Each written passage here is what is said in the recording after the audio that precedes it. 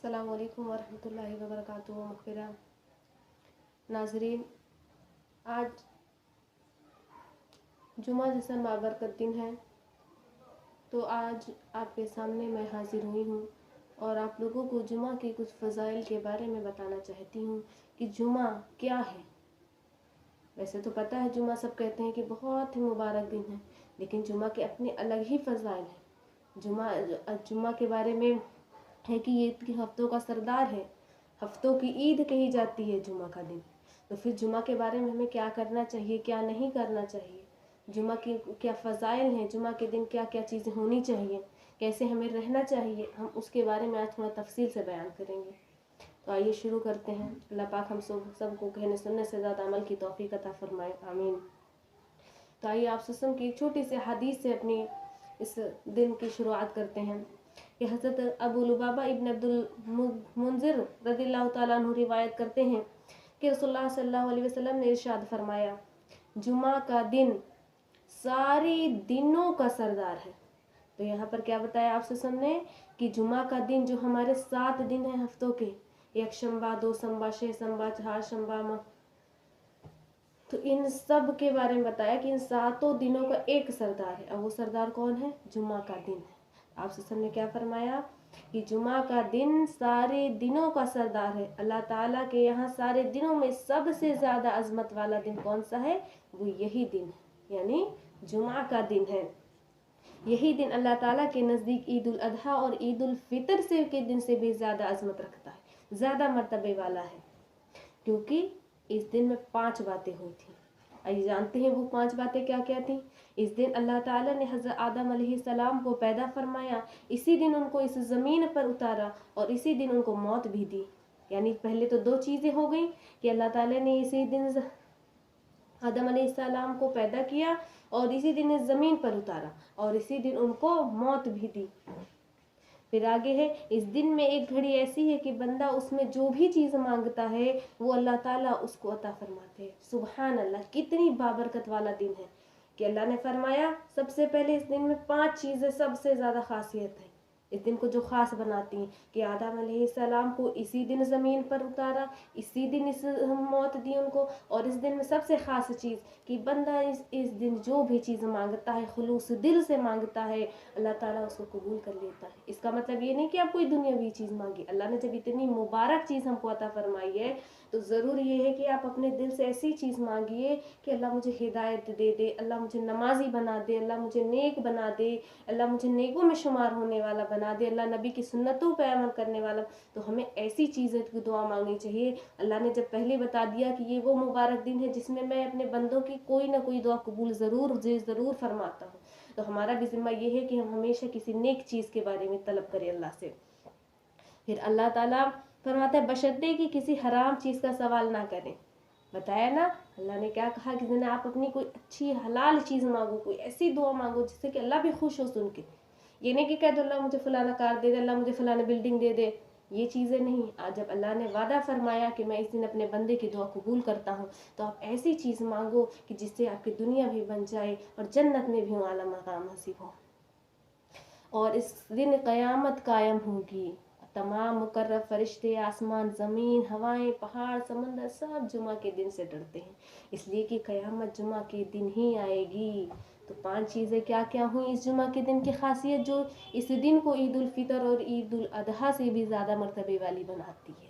सबसे पहला तो ये हुआ कि इस दिन अल्लाह ताला ने हज़रत आदम अलैहिस्सलाम को पैदा किया, दूसरा इसी दिन उनको ज़मीन पर उतारा, तीसरा इसी दिन उनको मौत दी, और चौथा अल्लाह ताला फरमाता है कि मैं इस दिन अपने बंदे की दुआ कबूल करता हूँ। यानी इस पूरे दिन में कोई घड़ी ऐसी होती है जो कबूलियत की होती है, तो अल्लाह फरमाता है कि आप अपने रब से मांगो, मैं तो देने वाला हूँ। अल्लाह तो 70 माओं से ज़्यादा मोहब्बत करने वाला रब है। और 5वीं जो चीज़ें इस दिन की खासियत बताई वो ये दिन होगा जिस दिन क़यामत कायम होगी, जिस दिन तमाम चीज़ें फ़ना हो जाएंगी, ये दुनिया के जिन्न इंस चरिंद परिंद सब कुछ फ़ना हो जाएगा। वो यौम जज़ा का दिन होगा, यानी इस दिन क़यामत कायम होगी। तमाम मुकर्रब फरिश्ते, आसमान, ज़मीन, हवाएं, पहाड़, समुंदर सब जुमा के दिन से डरते हैं। क्यों डरते हैं? क्योंकि इस दिन क़यामत कायम होगी और हम इंसान हैं कि हर चीज़ से गफलत में पड़े हुए हैं। اللہ نے ہمارے لیے اتنے مبارک مواقع دیے کہ جس سے ہم فائدہ اٹھا سکتے ہیں، اللہ کے قریب ہو سکتے ہیں، اللہ سے مانگ سکتے ہیں، اللہ کو منا سکتے ہیں، لیکن ہم انسان گمراہی میں پھنسے ہوئے ہیں۔ اللہ ہم سب کو توفیق دے اور نیکیوں پر عمل کرنے کی توفیق عطا فرمائے۔ اللہ ہمیں امر بالمعروف اور نہی عن المنکر کرنے والا بنائے۔ آئیے اسی سلسلے میں ایک اور حدیث بیان کرتے ہیں کہ حضرت ابو ہریرہ رضی اللہ تعالیٰ عنہ سے روایت ہے کہ رسول اللہ صلی اللہ علیہ وسلم نے ارشاد فرمایا، سورج کے طلوع اور غروب والے دنوں میں سے کوئی بھی دن جمعہ کے دن سے افضل نہیں، یعنی جمعہ کا دن تمام دنوں سے افضل ہے۔ انسان و جنات کے علاوہ تمام جاندار جمعہ کے دن سے ڈرتے ہیں۔ دیکھیے پھر سے اس دن کے اس بابرکت دن کے بارے میں اللہ نے اس دن کی خاصیت کے بارے میں، اس دن کے اتنے بڑے ہونے کے بارے میں اللہ نے پھر سے بتایا، یعنی آپ سے سب نے ارشاد فرمایا کہ سورج کی طلوع اور غروب ہونے والی دنوں میں جمعہ کے دن سے بھی افضل کوئی بھی دن نہیں ہے، یعنی جمعہ کا دن سب سے افضل دن ہے ان 7 دنوں میں، ہفتے کی عید ہے، اور فرمایا یہ دن جو ہے جمعہ کا یہ سب دنوں کا سردار ہے، جتنے بھی دن سب کا سردار ہے۔ یہاں تک کہ اس کی فضیلت اور بیان کر دی کہ عید الاضحیٰ اور عید الفطر سے بھی زیادہ افضلیت اس دن کو دی گئی، اور فرمایا گیا کہ انسان و جنات کے علاوہ تمام جاندار جمعہ کے دن سے ڈرتے ہیں، کیونکہ یہ دن وہ ہوگا جس دن قیامت قائم ہوگی۔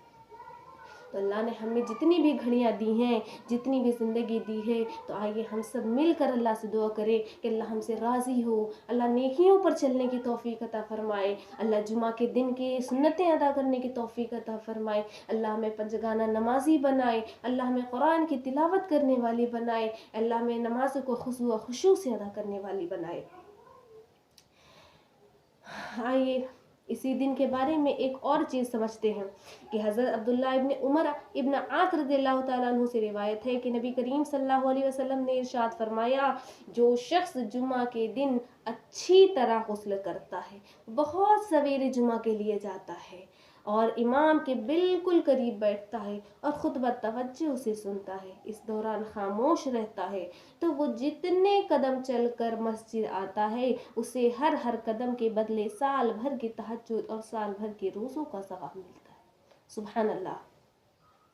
تو اس حدیث میں کیا فرمایا گیا کہ نبی کریم صلی اللہ علیہ وسلم نے ارشاد فرمایا، جو شخص جمعہ کے دن کے لیے اچھی طرح غسل کرتا ہے، تو غسل تو انسان ویسے بھی کرتا ہے کہ ہمیں نہانا ہے، صاف ہونا ہے، لیکن جمعہ کے دن کیا بتایا گیا کہ آپ غسل کرنے پر بھی ثواب ہے، کہ جو شخص جمعہ کے دن اچھی طرح غسل کرتا ہے، بہت صبح سویرے مسجد جانے کی فکر میں لگا رہتا ہے۔ حالانکہ آج کے نوجوان اور آج کی نسلیں کیا ہو گئی ہیں، جن کو جمعہ سے کوئی توقع نہیں، بس یہ کہ ہاں جمعہ کا دن ہے، خاص دن ہے، چلو نہا دھو کے مسجد چلتے ہیں، جماعت کھڑی ہو گئی، اللہ اکبر کی اذانیں آنے لگی تو پیچھے سے جا کر کھڑے ہو گئے، اللہ اکبر۔ یہ کون سا طریقہ ہے؟ یہ نبی کا طریقہ نہیں، یہ سنت نہیں، انسان کہاں بہکا ہوا ہے کہ جو شخص جمعہ کے دن اچھی طرح غسل کرے، بہت سویرے جمعہ کے لیے جاتا ہے، اور جو بھی امام کے بالکل قریب بیٹھتا ہے اور خطبہ بھی توجہ سے سنتا ہے، اس دوران خاموش رہتا ہے، تو وہ جتنے بھی قدم چل کر جاتا ہے، ہر قدم کے بدلے اسے سال بھر کے روزوں کا ثواب ملتا ہے۔ سبحان اللہ۔ اللہ تو کتنا بڑا ہے، سوچئے ایک قدم چلنے پر اللہ نے بتایا کہ سال بھر کے روزوں کا ثواب دیتا ہے مالک، وہ کتنا بڑا رب ہے وہ، اور ہم انسان کس گمراہی میں پھنسے ہوئے ہیں۔ اللہ توفیق عطا فرمائے ہم سب کو، اور نیکیوں پر چلنے کی توفیق عطا فرمائے۔ آئیے اسی سلسلہ میں ایک اور احادیث مبارکہ پڑھتے ہیں۔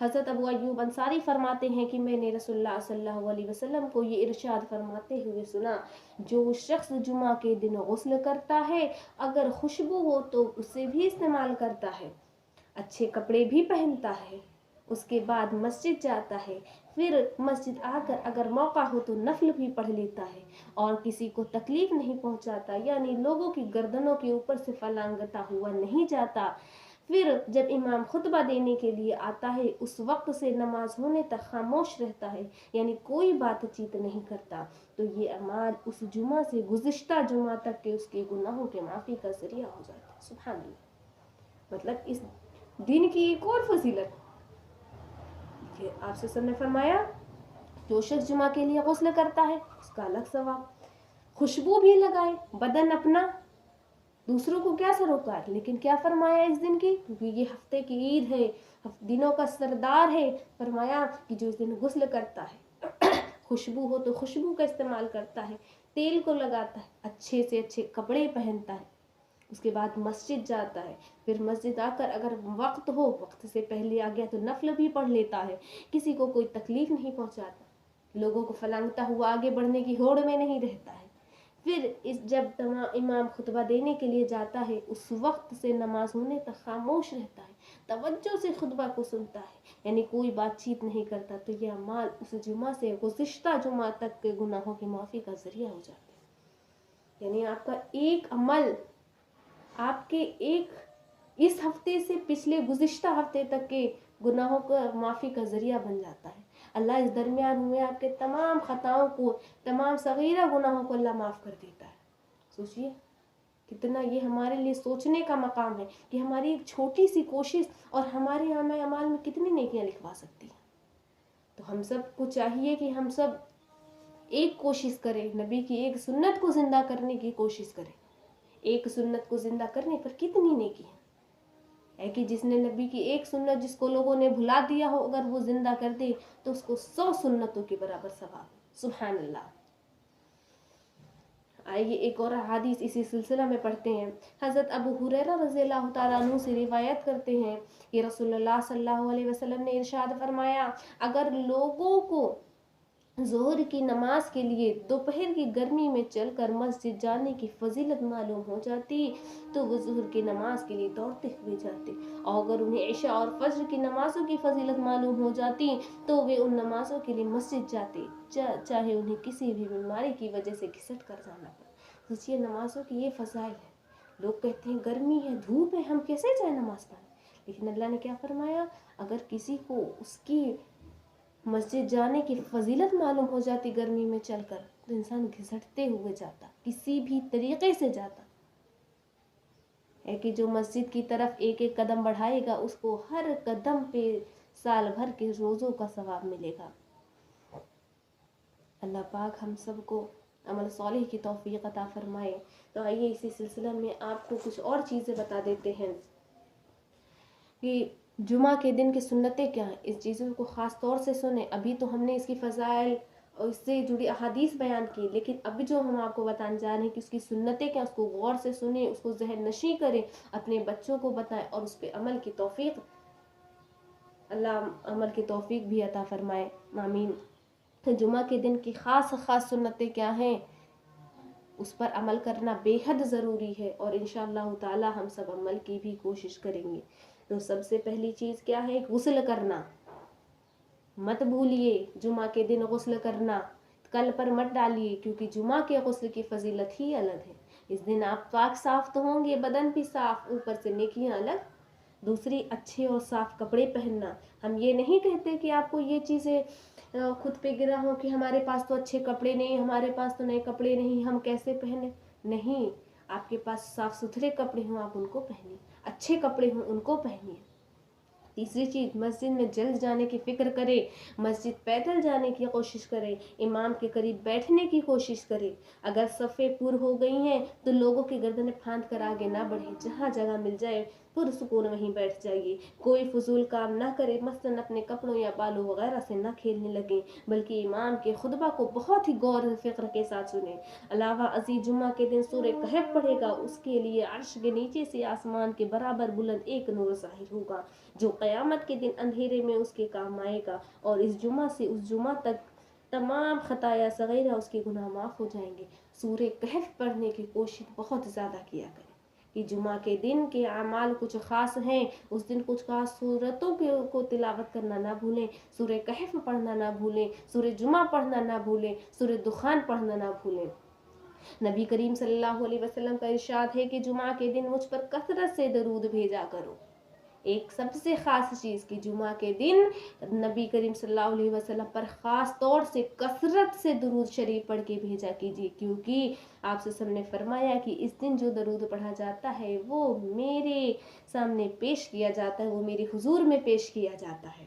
جمعہ کے دن بالوں میں تیل لگانا، خوشبو یا عطر کا استعمال کرنا نہ بھولیں۔ تو اللہ پاک ہم سب کو جمعہ کے دن اس کی سنتوں پر عمل کی توفیق عطا فرمائیں، اور خاص طور سے جمعہ کے دن غسل کرنا نہ بھولیں، عمدہ کپڑا پہننا نہ بھولیں، نمازوں میں جانا نہ بھولیں، مسجد کی صاف ستھرائی کا خیال رکھیں، اپنی صاف ستھرائی کا خیال رکھیں، سورہ کہف کی تلاوت، سورہ جمعہ کی تلاوت، سورہ دخان کی تلاوت، اور کثرت سے نبی کریم صلی اللہ علیہ وسلم پر درود شریف بھیجنا نہ بھولیں۔ اللہ پاک ہم سب کو عمل صالح کی توفیق عطا فرمائے، آمین یا رب العالمین۔ انشاءاللہ تعالی اگلی ویڈیو میں پھر سے ملاقات ہوگی۔ السلام علیکم ورحمۃ اللہ وبرکاتہ۔